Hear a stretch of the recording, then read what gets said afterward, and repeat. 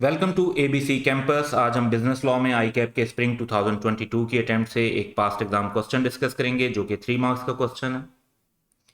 Bromine trader is engaged in the business of import, purchase and supply of electronic items. During the year BT entered into the following contract for supply of various product। तो ये हमें background information दे दी यहाँ तक।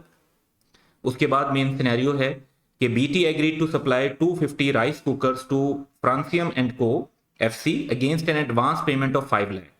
BT specified that the rice cookers would either be imported or smuggled from Korea। या import होंगे या smuggle होंगे Korea से। Discuss status of contract between BT and FC। तो ये जो कॉन्ट्रैक्ट है इसका स्टेटस डिस्कस करना है।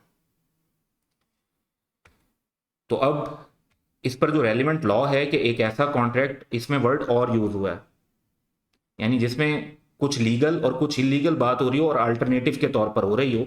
तो लॉ इस सिलसिले में क्या कहता है? लॉ कहता है कि in case of alternative promises, if one branch of contract is legal and the other branch is illegal, then only legal branch can be enforced as illegal branch is void. तो जो legal branch होगी उसको enforce कर सकते हैं, illegal branch wide होगी उसको enforce नहीं कर सकते। तो एनालिसिस अगर हम इस सिचुएशन में देखें तो one branch of contract is legal, जो कि है कि अगर गुड्स इंपोर्ट होती हैं तो फिर तो उसको जो है वो इन्फोर्स करवाया जा सकता है। अदर ब्रांच जो है वो इलीगल है कि अगर गुड्स स्मगल होती हैं तो फिर ये कॉन्ट्रैक्ट परफॉर्म करना या इसको इन्फोर्स करवाना जो है ना वो पॉसिबल नहीं होगा थ्रू कोर्ट्स, क्योंकि ये वाइड होगा। कंक्लूजन इस सिचुएशन में ये है कि हम only legal branch of contract यानी इंपोर्टेड गुड्स को इन्फोर्स करवा सकते हैं, और इलीगल ब्रांच वाइड है यानी स्मगल गुड्स अगर होती हैं तो उनको इन्फोर्स नहीं करवाया जा सकेगा, वो वाइड एग्रीमेंट होगा।